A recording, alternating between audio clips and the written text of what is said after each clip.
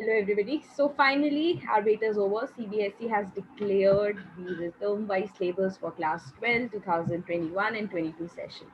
तो क्या term wise syllabus है, क्या डिलीट हुआ है, क्या रह गया है, कितना पढ़ना है, कब पढ़ना है, कौन से सिलेबस, कौन से चैप्टर्स नवंबर में आने वाले हैं, कितने मार्क्स के आने वाले हैं, ये सारी क्वेरीज मुझे कल से बच्चों की मिल रही हैं। कल से मुझे मैसेजेस आ रहे हैं बच्चों के। सो आई रियली थॉट कि क्यों ना एक वीडियो बनाई जाए एंड सबके क्वेरीज को जो है उसमें हम लोग एड्रेस करते हुए सॉल्व करते रहे। तो लेट्स स्टार्ट। सबसे पहले बात कर लेते हैं, ये पढ़ने से पहले या ये समझने से पहले क्या डिलीट हुआ है, कौन सा चीज़ कहाँ आने वाली है, तो पहले डिस्कस कर लेते हैं कि एग्जैक्टली सिलेबस था क्या। ठीक है, तो हम देख लेते हैं कि एग्जैक्टली जो हमारा सिलेबस था वो था क्या। पहले हमारा क्या सिलेबस था, तो हमारा सिलेबस कुछ इस तरीके से था। हमारे पास 3 बुक्स थी। पहली बुक का नाम क्या था, बुक 1। दूसरी बुक का नाम क्या था, book 2। Book 3 is the third book. तो पहली बुक के अंदर अगर मैं देखूँ तो हमारा क्या क्या आता था, एक बार देखिए। हमारा आता था एनपीओ, हमारा आता था partnership.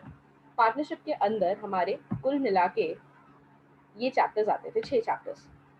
Fundamentals of partnership, goodwill, change in PSR. Marking scheme कुछ इस तरीके से थी कि एनपीओ 10 मार्क्स का पूछा जाता। पार्टनरशिप की पूरी बुक 30 नंबर की थी और ये बुक 2 कंप्लीट 20 मार्क्स की थी और बुक 3 जो थी वो भी 20 मार्क्स की थी। ठीक है, तो अब इन्होंने क्या किया एक बार देखते हैं।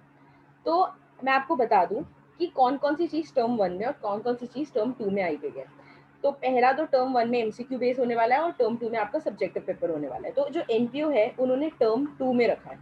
तो जो एनपीओ उन्होंने कहाँ रखा है, टर्म 2 में रखा है। ये आपका टर्म 2 में पूछा जाएगा, 10 नंबर का ही पूछा जाएगा। पार्टनरशिप में अगर मैं बात करती हूँ, उन्होंने थोड़ा सा डिविजन किया। कैसे, fundamentals, goodwill, change in PSR और एडमिशन ऑफ पार्टनर, ये 4 चैप्टर्स जो है ये आपके टर्म 1 के हैं और ये कुल 18 नंबर के बोले गए हैं, 18 मार्क्स। ठीक है, एंड बुक 2 में से अगर मैं देखूं तो इशू ऑफ शेयर्स इस टर्म 1 और ये बोला गया है कि 12 नंबर का आएगा। और बुक 3 में अगर मैं देखती हूँ तो फाइनेंशियल स्टेटमेंट एनालिसिस और रेशियोज, ये जो चैप्टर्स हमारे हैं ये कुल मिलाकर हमें बोले गए हैं टर्म 1 में 10 नंबर के। तो मैम बाकी बाकी ऑब्वियस सी बात है, जो चैप्टर्स मैंने मार्क नहीं करे वो सेकंड टर्म में। मैं बता देती हूँ, फिर भी बता देती हूँ। Retirement of partner, death of partner, डिजो of partners, ये जो चैप्टर्स हैं ये आपके टर्म 2 को बिलोंग करते हैं। डिवेंचर्स टर्म 2 को बिलोंग करता है, ये 12 नंबर के आएंगे। ये आएगा आपका 8 नंबर का टर्म 2 में। और अगर मैं बात करूँ comparative and cash flow statement की, तो ये आपका जो है आएगा 10 नंबर का ही टर्म 2 में। तो इस तरीके से इन्होंने डिवीजन किया। तो मैं इसको थोड़ा सा क्लैरिटी में आप लोगों को प्रोवाइड कर देती हूँ। तो हमारे पास कुल मिला के जो है 2 टर्म्स हैं, तो मैं आपको दोनों का ही जो है प्रोविजन प्रोवाइड कर देती हूँ। जो हमारा टर्म 1 है, और यहाँ पे जो हमारा टर्म 2 है। जो हमारा टर्म 1 है उसके अंदर अगर मैं बात कर रही हूँ तो पार्टनरशिप आएगा। डिलीटेड पॉइंट, डिलीटेड जो कॉन्सेप्ट था उसके बारे में मैं अलग से बताऊंगी थोड़ी देर बाद। पहले देख लो कि क्या क्या आने वाला है, फिर उसमें बताऊंगी क्या क्या डिलीट हो गया। तो टर्म 1 के अंदर कुल मिला के 4 चैप्टर्स हैं जो आपके आने वाले हैं पार्टनरशिप से और 18 नंबर के आएंगे बुक 1 से। पहला फंडामेंटल्स ऑफ पार्टनरशिप जिसका नाम है, goodwill, change in PSR and admission of partner, ये आपके 4 चैप्टर्स हैं जो आपके पार्टनरशिप में आने वाले हैं। उसके बाद सेकेंड बुक जो है आपकी कंपनी की, उससे आपका आने वाला है शेयर्स। कितने मार्क्स का आने वाला है, 12 मार्क्स का आने वाला है। और जो थर्ड बुक है आपकी एनालिसिस, ये 10 नंबर की आने वाली है। और इसके अंदर मेनली अगर मैं बात करूँ तो 2 बातें, एक तो रेशियोज और दूसरा फाइनेंशियल स्टेटमेंट्स ऑफ कंपनीज, कि आखिर वो statement of PNL balance sheet अगर आपने पढ़ी है तो आपको पता होगा कि जो हमने फर्स्ट चैप्टर पढ़ा था वो उसकी बात कर रहा है, और रेशियोज, ये 2 चैप्टर्स 10 नंबर के पूछेगा। टर्म 2 की अगर मैं बात करती हूँ तो टर्म 2 में पहली बुक में आ रहा है एनपीओ, कितने मार्क्स का, उतने मार्क्स का जो हमेशा से आता था, 10 नंबर का। ठीक है, और पार्टनरशिप से आप लोगों को दिए जाएंगे 3 चैप्टर्स। पार्टनरशिप से आप लोगों को दिए जाएंगे 3 chapters, retirement of partner, death of partner and dissolution. ठीक है, ये 3, डिसोल्यूशन ऑफ पार्टनरशिप फॉर्म, ये 3 टॉपिक्स दिए जाएंगे। कितने मार्क्स के आएंगे ये, आपको आइडिया, 12 नंबर। देखो आपको टोटल क्या बोला था, पार्टनरशिप की पूरी बुक 30 नंबर की है, 18 नंबर की टर्म 1 में पूछ लेगा, 12 नंबर की टर्म 2 में पूछ लेगा। ठीक है, एनपीओ पूरा 10 नंबर का था जो टर्म 2 में ही आने वाला है। दूसरी चीज, जो आपकी कंपनी की बुक है, जो आपकी कंपनी की बुक है वो आपकी 8 मार्क्स डिबेंचर्स जो है वो आपके 8 नंबर के डिबेंचर्स आएंगे टर्म 2 में। तो 20 नंबर की इंटायर बुक थी, 12 नंबर टर्म 1 में पूछ लिया, 8 नंबर टर्म 2 में पूछ लिया। अब बात करते हैं आपकी तीसरी बुक की, विच इज एनालिसिस। एनालिसिस की जो मेरी बुक है उसमें से आप लोगों से जो पूछा जाएगा वो आपका पूछा जाएगा comparative statements and common size statement का chapter, which is chapter number 3 of your book, and cash flow statement. तो ये दो चैप्टर्स आपसे पूछे जाएंगे 10 नंबर के।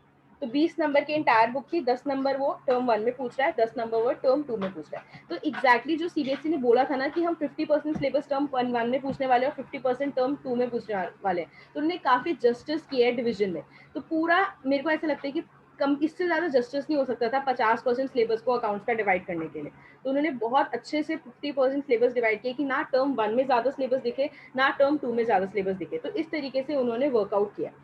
बट मैं आपको एक बात बता दूं कि अब हम लोगों को बेशक जो है हमारे पास थोड़ा सा कम सिलेबस है। कैसे? क्योंकि सिलेबस रिड्यूस भी हुआ है। ये टॉपिक डिवीजन तो एक अलग चीज है, जो चीज आप टर्म 1 में पढ़ लोगे वो टर्म 2 में रिपीट नहीं करनी, ठीक है। लेकिन हमारे पास एक और नया पॉइंट है, मतलब there is one more surprise, और वो सरप्राइज है सिलेबस रिडक्शन का। तो मैं उसके बारे में भी डिस्कस कर लेती हूँ कि आखिर हमारा कितना सिलेबस रिड्यूस हुआ है। तो ये तो था आपका अकाउंटेंसी, जिसके बारे में हमने बात की कि टर्म 1 में 40 मार्क्स का आएगा, 40 मार्क्स का। अच्छा, term 1 and term 2 both will be of 40 marks, दोनों 40 नंबर के होंगे। टर्म 1 में fundamentals, change in PSR, admission. तो इन्होंने यहाँ गुडविल मेंशन नहीं किया है, पर अपनी डिटेल में उन्होंने गुडविल लिखा है, तो गुडविल भी है यहाँ पर। देन अकाउंटिंग फॉर शेयर्स आएगा, और उसके बाद आएगी फाइनेंशियल स्टेटमेंट्स ऑफ कंपनी का चैप्टर एंड अकाउंटिंग रेशियोज। ये दो टॉपिक्स आपके आने वाले हैं। ये कंप्यूटराइज अकाउंटिंग आपके लिए कोई मायने नहीं रखता है। उसका रीजन ये है कि आप लोग एनालिसिस फॉलो करते हैं, तो कंप्यूटराइज अकाउंटिंग आप कभी पढ़ते ही नहीं है, इसमें चॉइस होती है। उसके बाद पार्ट ए में अगर मैं जाऊं तो पार्टनरशिप फंड फर्म का हमारा फंडामेंटल पूरा आ रहा है, पूरा आ रहा है, गुडविल पूरा आ रहा है, कोई चेंज नहीं है, पूरा का पूरा आप लोगों का जो है आने वाला है ये। There is no reduction in fundamentals. लेकिन चेंज इन पीएसआर की अगर मैं बात करती हूँ तो यहाँ पर एक टॉपिक है, होता है एडजस्टमेंट ऑफ कैपिटल, वो अब नहीं आ रहा, no adjustment of capital. Similarly admission में भी there is no adjustment of capital जो आने वाला है।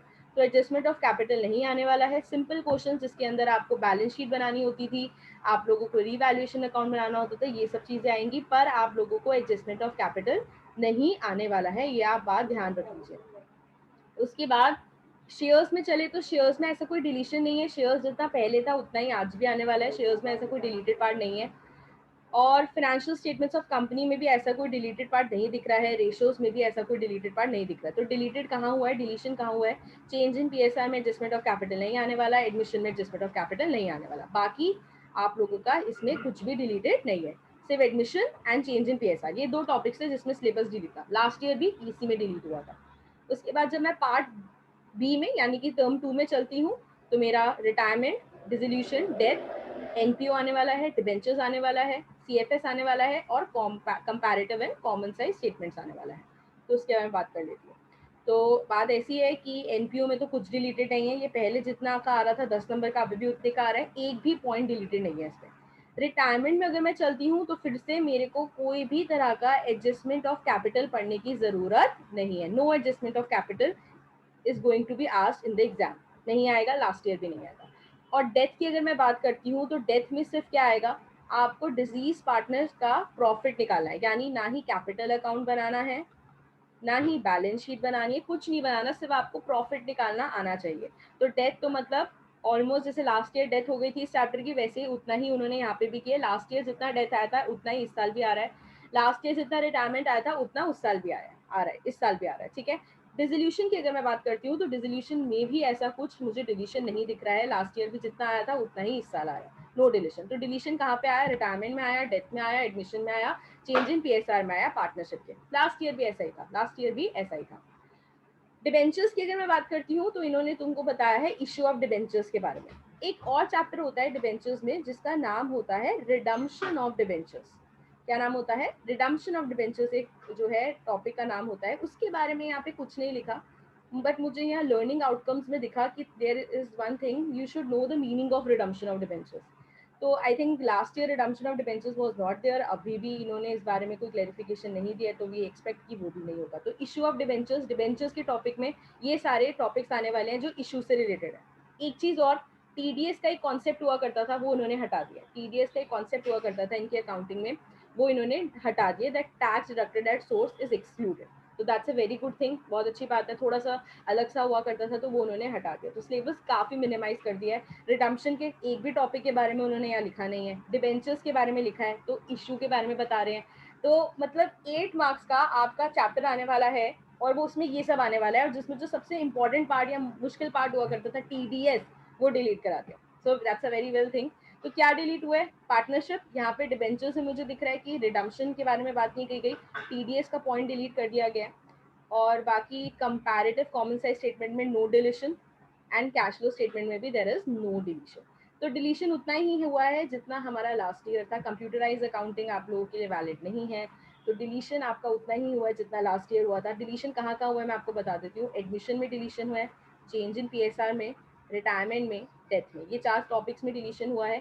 और डिबेंचर्स में आपका टीडीएस हट गया है, रिडम्पशन ऑफ डिबेंचर्स के बारे में कुछ नहीं बताया है। यानी इसमें हम इशू पर ज़्यादा फोकस कर रहे हैं। जब हम ये बुक पर आएंगे तो आपको ज़्यादा क्लैरिफिकेशन मिलेगी कि मैं क्या ये इशू रिडम्पशन की बात कर रही हूँ। तो एनालिसिस में हम कोई खास डिलीशन कुछ भी नहीं हुआ एनालिसिस में। शेयर्स में कोई डिलीशन नहीं है, fundamental goodwill end to end में कोई डिलीशन नहीं है। तो अब ये पॉइंट ये है कि सिलेबस रिड्यूस हो गया। ऊपर से सिलेबस रिड्यूस होने के अलावा टर्म 1 में जितना पढ़ा टर्म 2 में नहीं आएगा। तो आपके पास एक क्राइटेरिया है कि अब आप 50% सिलेबस टर्म 1 पे फोकस करो, 50% सिलेबस टर्म 2 पे फोकस करो। बट जो टर्म 1 है मैं आपको बता दूं, that will be an MCQ based objective paper होने वाला है, सब्जेक्टिव नहीं होने वाला। सब्जेक्टिव पेपर कौन सा होने वाला है? सब्जेक्टिव पेपर होने वाला है हमारा टर्म 2 का। यहाँ पे जो टर्म 2 है ये आपका सब्जेक्टिव पेपर है, लेकिन जो टर्म 1 है वो हमारा क्या है? ऑब्जेक्टिव पेपर आने वाला है। 1 मार्कर्स के ऊपर बेस्ड होने वाला है ये paper, MCQ based question paper term 1 में उन्होंने मेंशन किया। 90 मिनट्स का पेपर होगा, 40 नंबर का। तो अब सुनिए, पहली पहली बात तो ये है कि हमें इन सारे चैप्टर्स के एमसीक्यूज, 1 मार्कर्स, हर चीज़ पर बहुत ज़्यादा फोकस करना है, बहुत ज़्यादा एक्सट्रीम लेवल पर फोकस करना है। और ऐसा नहीं है कि मैम नए एमसीक्यूज हो, मेरे को नया बताओ।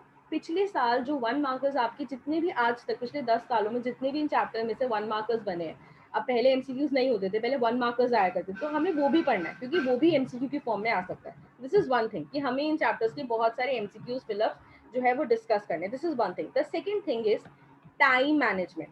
क्योंकि देखो 90 मिनट का पेपर है आपके पास, 90 मिनट का पेपर है, ठीक है। अब 40 नंबर का पेपर है। सबसे ज्यादा व्हाट आई फील इज जो प्रॉब्लम होने वाली है वो होने वाली है टाइम मैनेजमेंट की, कि एमसीक्यूज कैसे टाइम पर खत्म किए जाए। ठीक है, तो आपको एमसीक्यूज में 2 बातें क्लियर करनी है। एक तो आपको एमसीक्यूज के क्वेश्चन के आंसर्स आने चाहिए, और दूसरा आप उसको टाइम से खत्म करने चाहिए, मतलब there should be a speed. तो हम दोनों चीज़ों पर वर्क करेंगे, ठीक है। बाकी आपका जो पूरा हमारा प्लान होगा कि कैसे हम वर्क करने वाले हैं एमसीक्यूज पर और सब्जेक्टिव कैसे साइमल्टेनियसली चलने वाले हैं, इसके बारे में मैं फर्दर क्लासेस में डिस्कस करूंगी डिटेल में। बट ये वीडियो जो बेसिकली बात कर रही थी सिलेबस के बारे में बात कर रही थी, एंड आई रियली होप कि आपको क्लियर हो गया होगा कि टर्म 1 में क्या आने वाला है, टर्म 2 में क्या आने वाला है, कितने मार्क्स का आने वाला है, सब कुछ क्लियर हो गया। और डिलीटेड सिलेबस कहाँ कहाँ है वो भी मैंने ये जो ग्रीन से सर्कल कर रखा है, चेंजिंग पीएसआर, एडमिशन, रिटायरमेंट है, डिबेंचर, इनमें जो है कहीं ना कहीं सिलेबस डिलीट हुआ है। डिबेंचर्स में मतलब सिर्फ इशू की बात की गई, रिडम्पशन के कोई भी टॉपिक के बारे में नहीं लिखा उन्होंने अपने सिलेबस में। और दूसरी चीज टीडीएस का जो कॉन्सेप्ट है वो उन्होंने एक्सक्लूड कर दिया है यहाँ पर। So here we are done with the syllabus.